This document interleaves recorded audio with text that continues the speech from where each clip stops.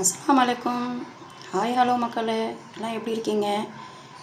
இன்றைக்கி நம்ம வீட்டில் ரோஸ் மில்க் ஷர்பத்தும் கிர்னி பழம் ஷர்பத் தான் செஞ்சுருக்கேன். பாருங்கள், இந்த வெயிலுக்கு இந்த மாதிரி நம்ம செஞ்சு வீட்லேயே ஃப்ரெஷ்ஷாக குடித்தோம்னா ஹெல்த்துக்கு நல்லாயிருக்கும். அதே மாதிரி இதில் கொஞ்சம் நான் நன்னாரி ஷர்பத் ஒரு மாவு கரண்டி அளவுக்கு சேர்க்க போகிறேன். நீங்களும் மேலே சேர்த்து குடிச்சிருக்கீங்களான்னு கமெண்டில் சொல்லுங்கள். இதை சேர்த்து குடிச்சு பாருங்கள், டேஸ்ட்டாக இருக்கும். சுகர் சேர்த்துருக்கோம், அதோடய கொஞ்சம் இந்த மாவு கரண்டியில் ஒரு கரண்டி சேர்த்து கிர்னி பழம் ஜூஸில் குடிச்சு பாருங்கள். நன்னாரி ஷர்பத் சேர்த்து சூப்பராக இருக்கும்.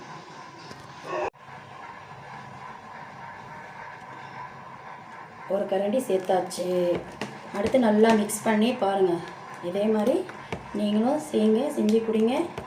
இதில் எடுத்து ஃப்ரிட்ஜில் வச்சு ஜில்லுன்னு குடிங்க. உங்கள் வீட்டில் இன்றைக்கி என்னென்ன நீங்கள் ஜூஸ் குடிச்சிருக்கீங்கன்னு எனக்கு கமெண்டில் சொல்லுங்கள். தேங்க்யூ. நல்லா காய்ச்சின பால் ஆறிடுச்சு. ஆறினதுமே ரோஸ் மில்க் கலந்துக்குங்க. ஏன்னா இதில் சுகர் சேர்த்துருக்கோம். உங்களுக்கு எவ்வளோ ஸ்வீட் வேணுமோ அதுக்கேற்ற மாதிரி ரோஸ் மில்க் முதல்ல கலந்துக்குங்க.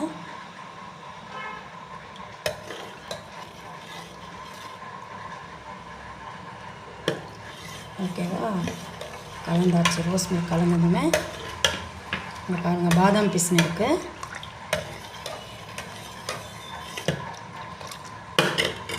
பாதாம் பிஸ்னு உங்களுக்கு எவ்வளோ வேணுமோ கலந்துக்க வேண்டியது. ஏன்னா எல்லாருமே குடிக்கிறது.